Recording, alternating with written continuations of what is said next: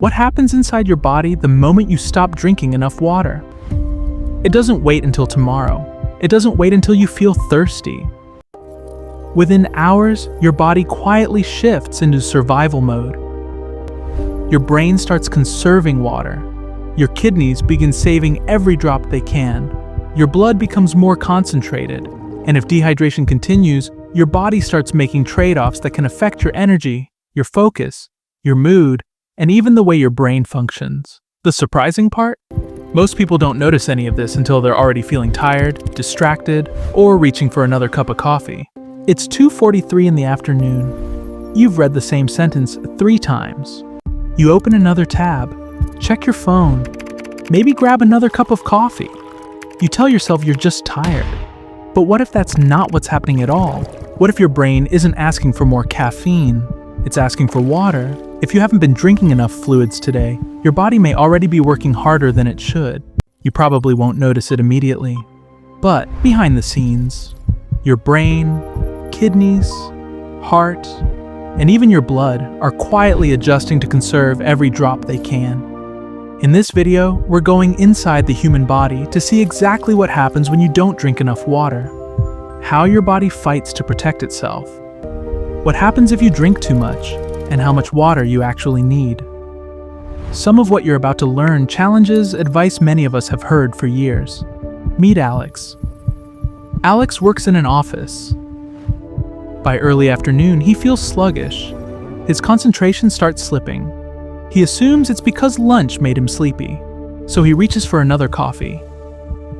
What Alex doesn't realize is that his brain may simply be asking for something much more basic: water. To understand why, we first need to answer an important question. Why is water so important in the first place? Depending on factors such as age, sex, and body composition, the average adult body is made up of roughly 50 to 60% water. In newborn babies, it's even higher. At birth, about 3/4 of a baby's body is water. As we grow older and body composition changes, that percentage gradually decreases. But water isn't simply stored inside us like liquid in a bottle. It's part of nearly every organ and tissue. Your brain and heart are made of roughly 3/4 water.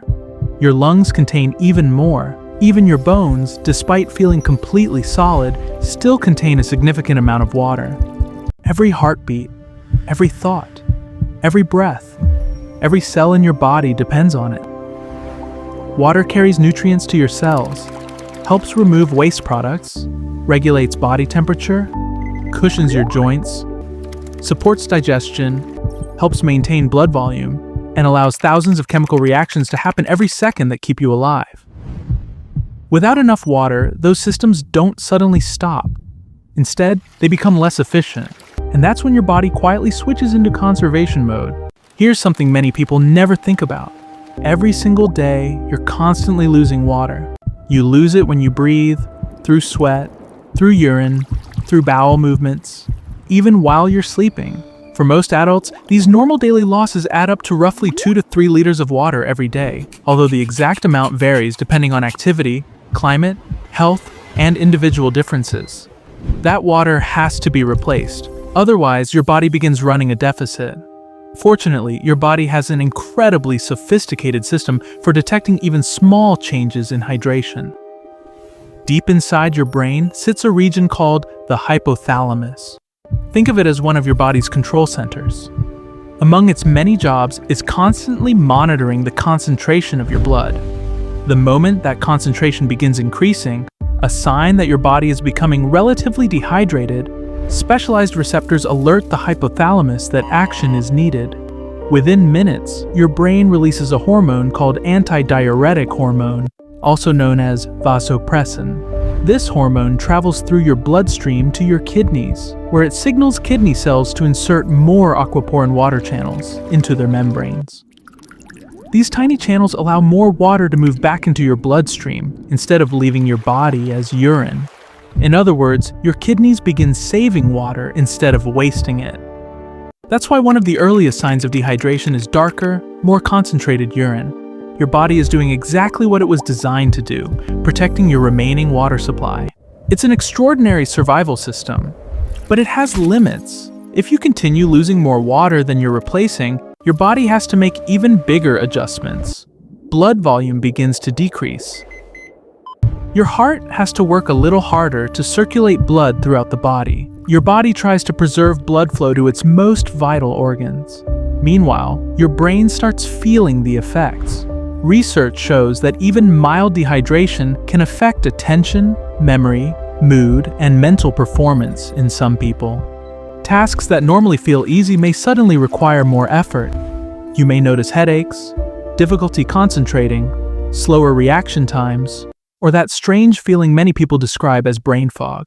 Remember Alex? By mid-afternoon, he's convinced he needs another coffee, but his brain isn't asking for caffeine, it's asking for hydration.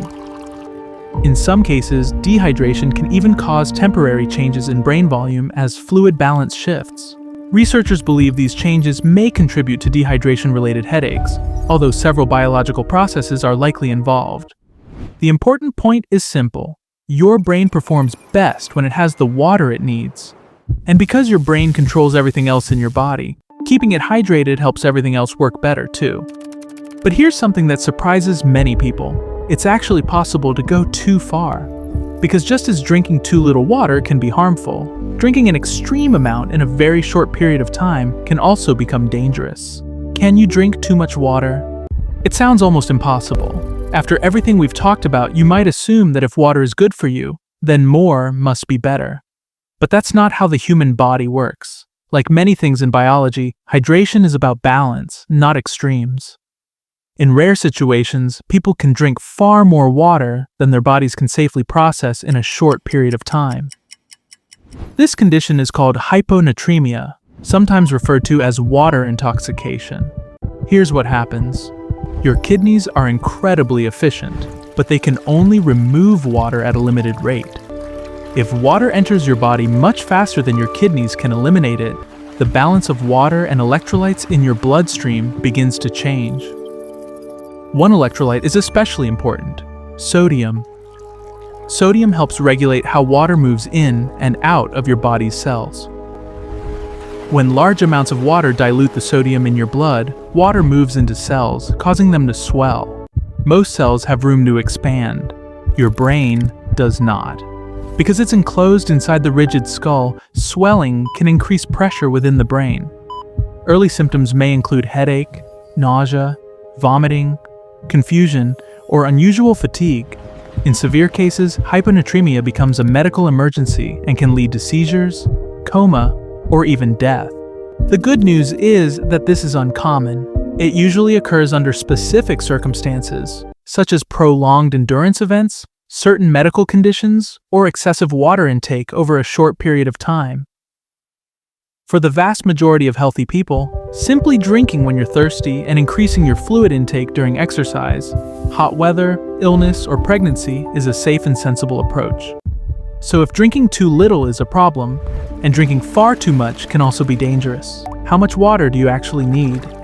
You've probably heard the old advice, drink 8 glasses of water a day. It's simple, easy to remember, and not entirely unreasonable. But modern nutrition science tells us the answer is more personal than that. Your ideal fluid intake depends on several factors: your age, your body size, your activity level, the climate you live in, your overall health, whether you're pregnant or breastfeeding, and even the foods you eat. General recommendations suggest that many adult men need about 3.7 liters of total water each day, while many adult women need about 2.7 liters. But here's something many people don't realize. Those numbers refer to total water intake, not just plain drinking water. That includes water from beverages like milk, tea, and coffee, as well as water naturally found in foods. In fact, for many people, about 20% of their daily water intake comes from food. Think about foods like watermelon, strawberries, cucumbers, tomatoes, lettuce, oranges, and broccoli. They're made mostly of water, while also providing vitamins, minerals, and fiber. Hydration isn't just about what's in your glass, it's also about what's on your plate. Do coffee and tea dehydrate you? This is one of the most common hydration myths. You've probably heard someone say, coffee doesn't count because caffeine dehydrates you. The reality is more nuanced. Caffeine can have a mild diuretic effect in people who aren't accustomed to it. However, for most regular coffee or tea drinkers, research shows these beverages still contribute to overall hydration. In other words, your morning coffee still counts toward your daily fluid intake.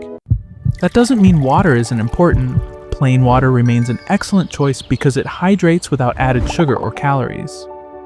But you don't have to ignore every other drink to stay well hydrated. The small signs your body gives you.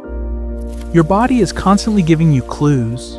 Sometimes they're subtle: a dry mouth, darker urine, a mild headache, feeling unusually tired, difficulty concentrating. Sometimes it's simply thirst. Instead of waiting until you're extremely dehydrated, it's helpful to notice these early signals and respond before your body has to work harder to maintain balance. Remember Alex?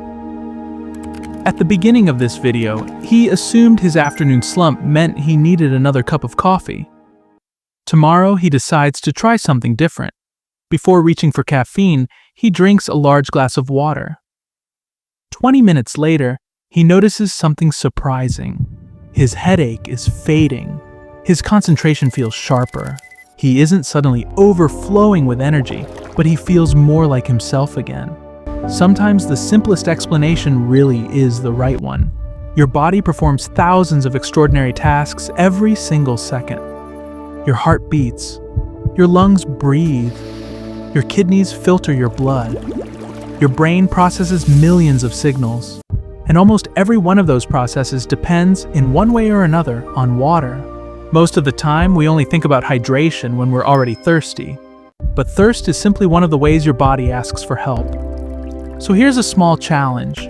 Tomorrow afternoon, when your energy begins to dip, before reaching for another coffee, before opening another energy drink, before blaming yourself for feeling unmotivated, pause for just 1 minute.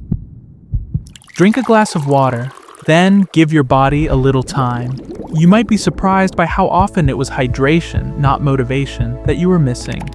And if someone came to mind while watching this, the coworker who never leaves their desk, the friend who always says they forget to drink water, or the family member who insists coffee is all they need, share this video with them. Sometimes the smallest habits create the biggest changes. If you enjoy learning what's actually happening inside your body, not health myths or internet trends, but science explained in plain English, consider subscribing. Every week, we break down real medical research into practical, easy-to-understand advice that can help you make better decisions for your health. And before you go, I have one question. How many glasses of water have you had today? Don't estimate. Actually count them. Leave your number in the comments below. You might inspire someone else to pay a little more attention to their own hydration. Thank you for spending these last few minutes with me. Take care of your body. It's been taking care of you since the day you were born.